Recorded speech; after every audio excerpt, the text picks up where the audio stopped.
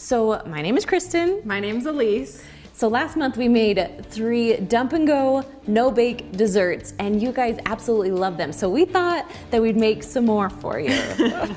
So these are some of our favorite no-bake desserts, starting with our mom's no-bake cookies. We grew up eating these. We also called them Gorilla Poops. I'm sure you guys have a name. Tell us what you guys would call your no-bake cookies, because there's a whole Gorilla Poops for us. We want to know. And then we've got s'mores bark, really simple, just a couple ingredients. Yeah. And then our last recipe is chocolate fondue in your Instant Pot. So really easy. I love using your Instant Pot for that. It's perfect. Exactly. All right, well, let's get started. All right, so the first recipe we're making is the s'mores bark. Now, I love this recipe because it's like s'mores. It literally is all the ingredients for s'mores. You're not going to smell like a campfire, but you still get s'mores. Exactly, so it's super simple. So first we're going to take just a bag of chocolate chips. You can use any brand. We like to use Hershey's brand. It's one of my favorites. I feel like it melts well too. Yeah, and if you like dark chocolate, you can make this with dark, but I like milk chocolate. All right, so we're gonna stick this in the microwave and go about every 30 seconds. We're going to stir until it's completely melted. Okay, so everything's all melted, ready to go. Now we put some parchment paper down. I've also done wax paper. You can do foil paper, maybe spray it, but parchment or wax, I feel, works the best. So we're just gonna take the chocolate chips and just dump them right on.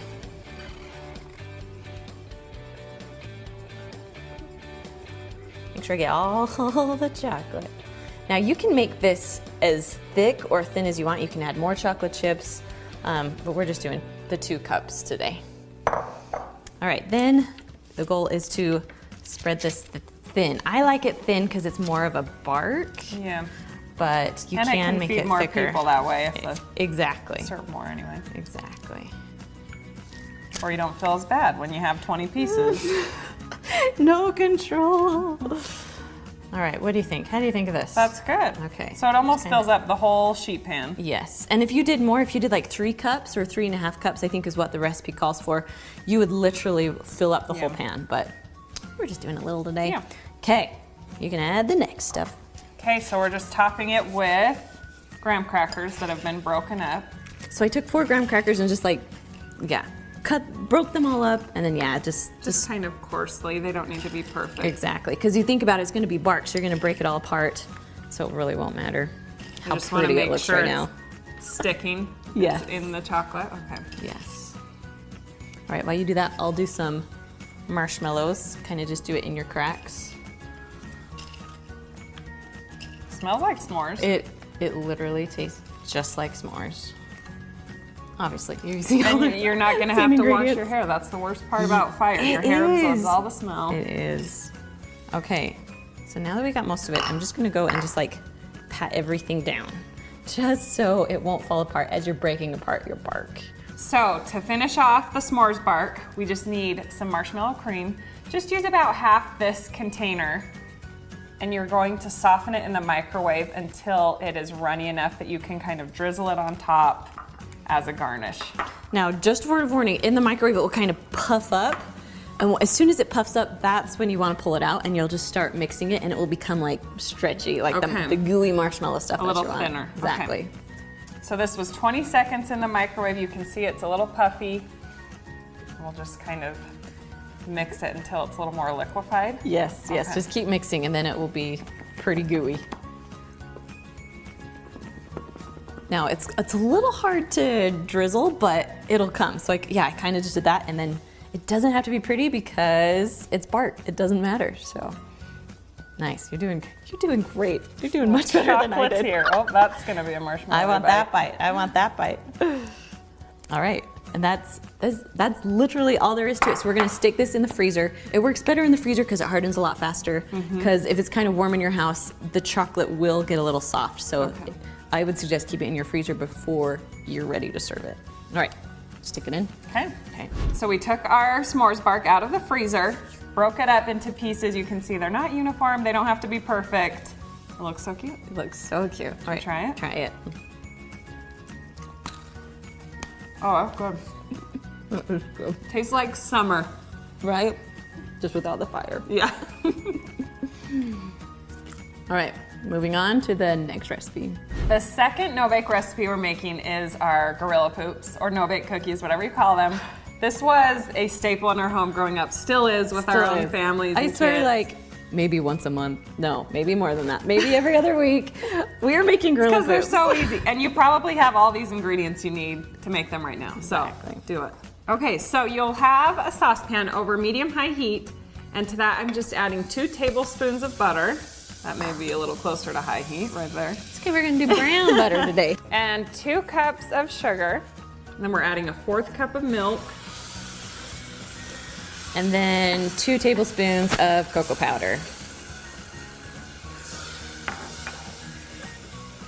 And you just want to mix this together until it starts boiling. Right. This is the tricky part with no-bake cookies. If you've had a dry no-bake cookie, it means it probably boiled for too long. Right? Yeah, boiled for too long, or you did not add enough liquid. Okay. Okay, we're just gonna add a little bit of vanilla. We're gonna eyeball this. It's like a 1/2 teaspoon or so. And then just a little bit of salt. What is it, like a 1/2 teaspoon of salt? 1/2 teaspoon of salt. Okay, I'm gonna eyeball that too, because that's how we work.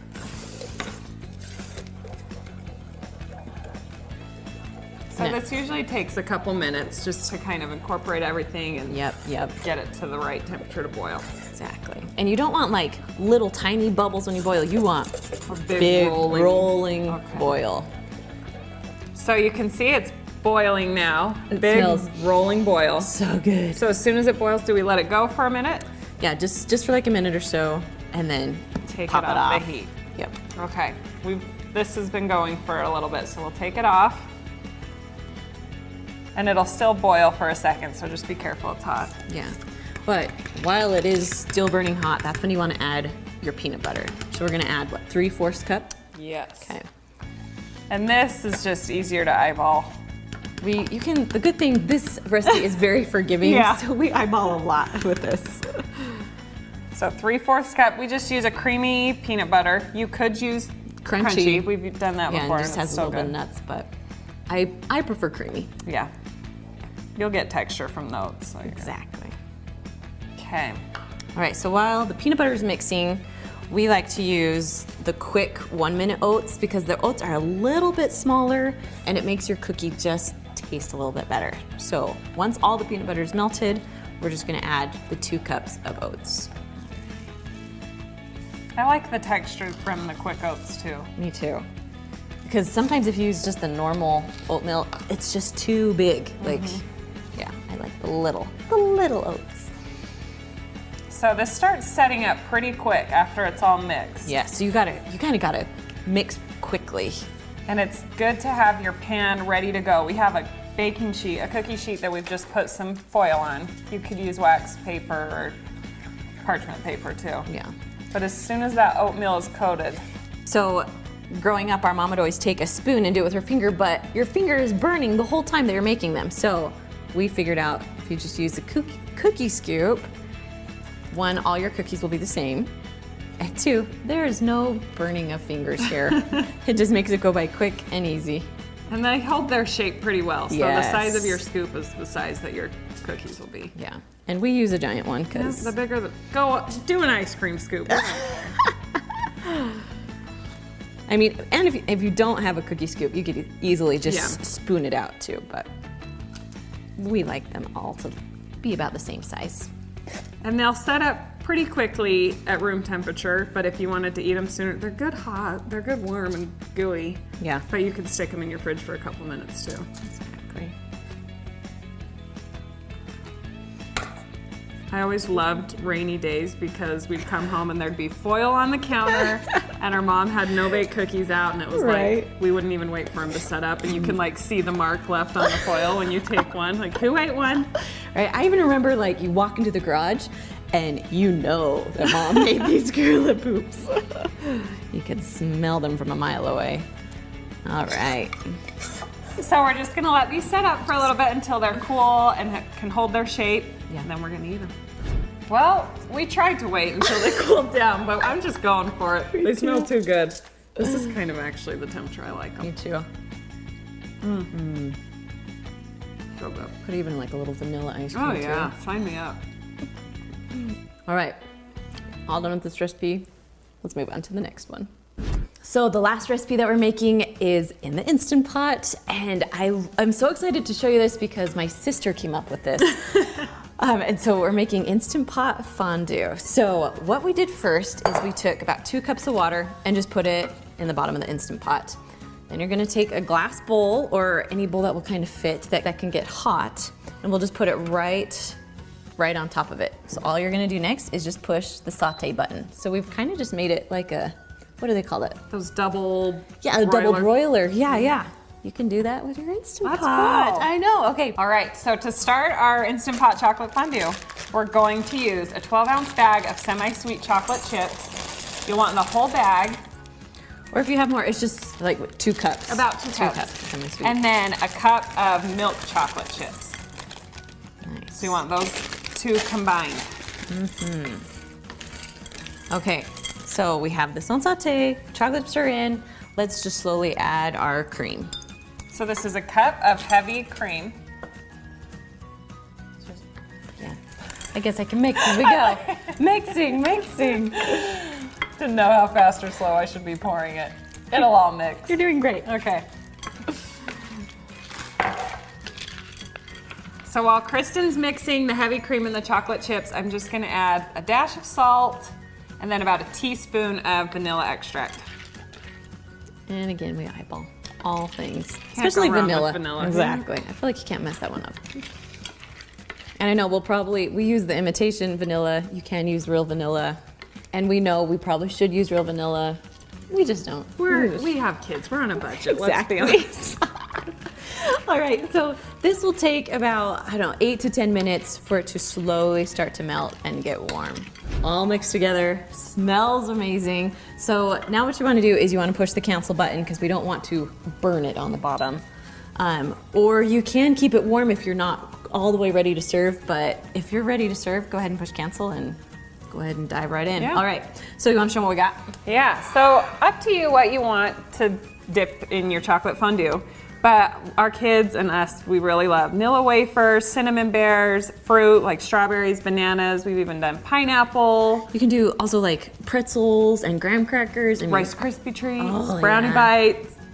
Everything's dippable in chocolate, let's be honest. Exactly. All right, what are you gonna pick? What you gonna do? Oh, I'm doing the banana. I'll probably do the cinnamon bear. I do love chocolate covered cinnamon bears. Me too. This is good for like a stay-at-home date night. Right? Kids will love it. It's still sweet enough from the milk chocolate mixed in with the semi-sweet. I like but the it's- semi-sweet in there too. And I mean, even after school snack, kids would love this. Oh yeah, you'd be the coolest mom on the block. Right. Now, if you love our dessert recipes, make sure you check out our other dessert recipes just right up there. And we'll see you guys next week.